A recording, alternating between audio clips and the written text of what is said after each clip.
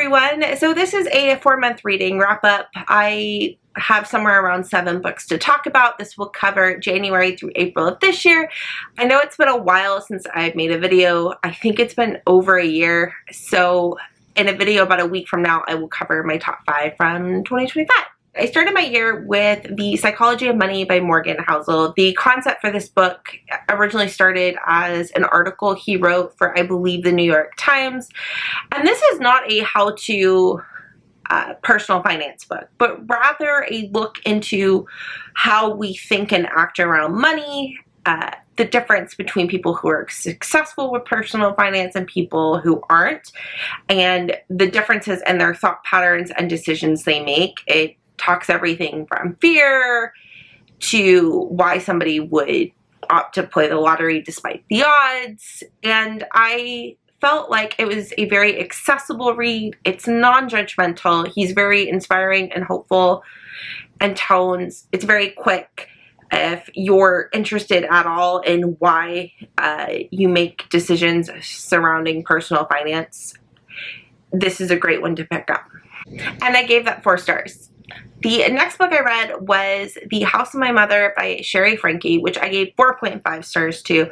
I listened to this on audiobook and it's narrated by the author. I highly recommend trying to get the audiobook if you have the ability to. My library had it. And this is a memoir by Sherry Frankie, who was the eldest daughter in the 8 Passengers family vlog channel.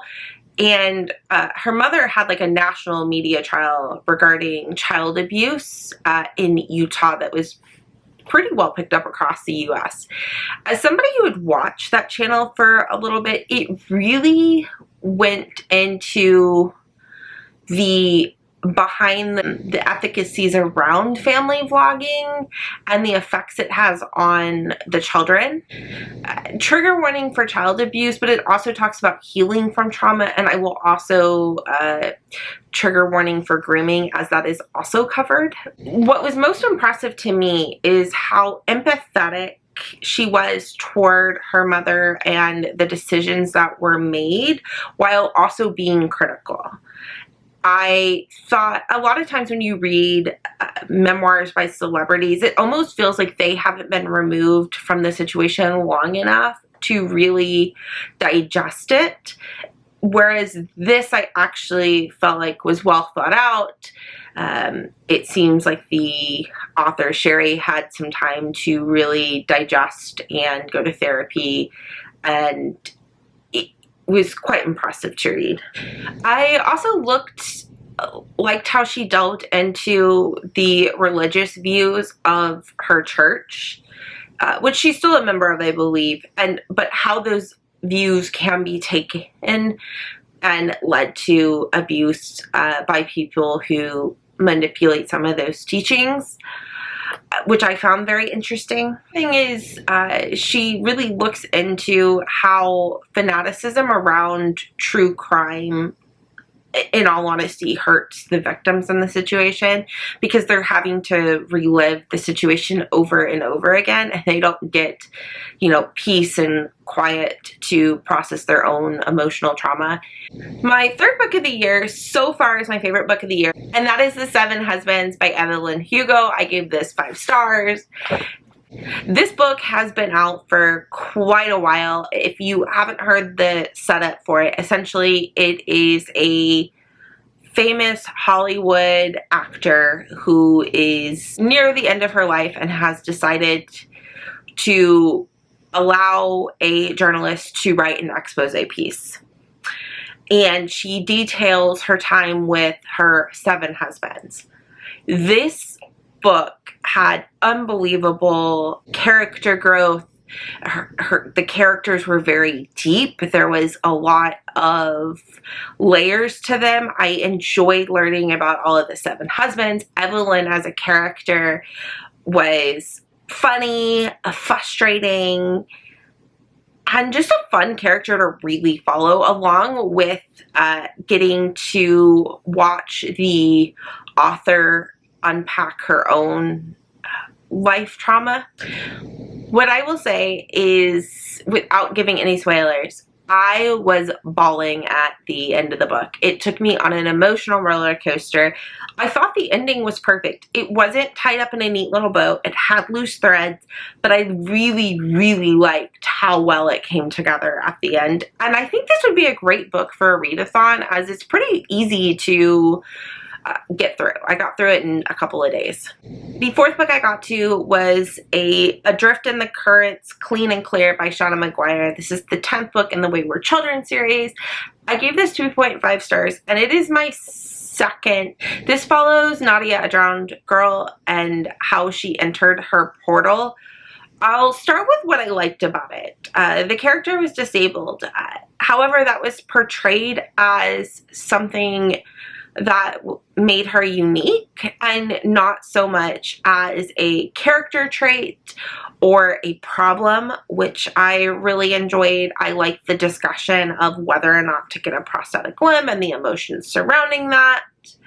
However, the problem I found was the pacing. It started incredibly slow and just completely rushed an ending.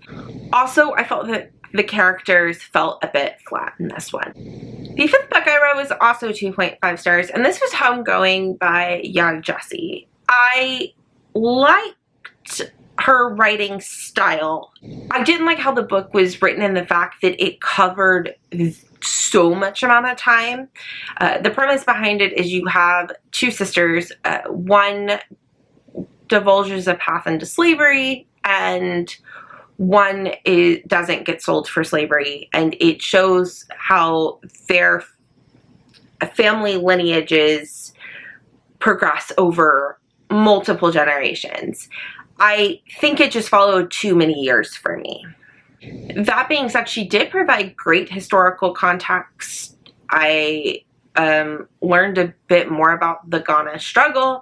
I also feel like she did a good job in showing the struggle within the people of Ghana and their decision-making one way or another toward the slave trade within the various villages. I also felt like because it was covering so many generations, you had too many characters, yet you spent so little time with each one that it didn't really allow me to connect with the characters long enough. So I do want to try Transformation Kingdom, because I did like her style. This one just didn't hit the mark for me.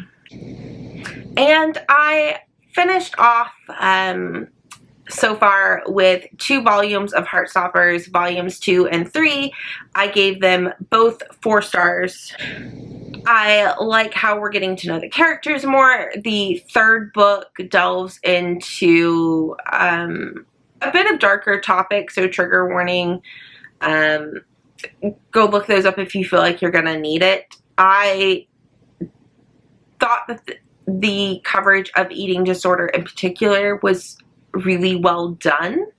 But essentially, the first book follows 2 men who end up crushing on each other and getting together, and one of them struggling with his sexuality and trying to figure all of that out while going to high school, which I imagine is quite stressful, which is already a very stressful time, let alone having a sexuality that isn't widely accepted.